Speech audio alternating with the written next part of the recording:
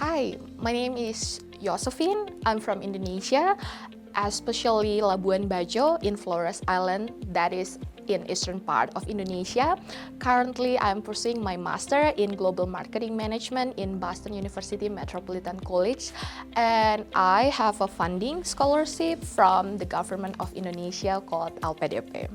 I choose Boston University Global Marketing Management Program because the courses, those are really great courses, and it was comprehensive for me to learn and enhance my knowledge about global marketing.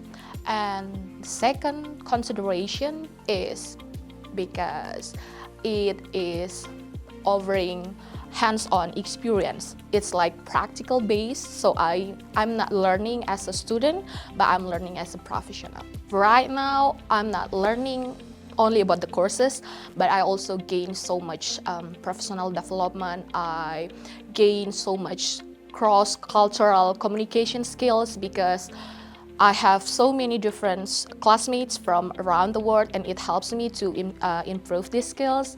And I also gain so many knowledge about how to practice with the platform business, the application that GMM offers, and I think this helps me a lot to prepare me to enter a professional industry.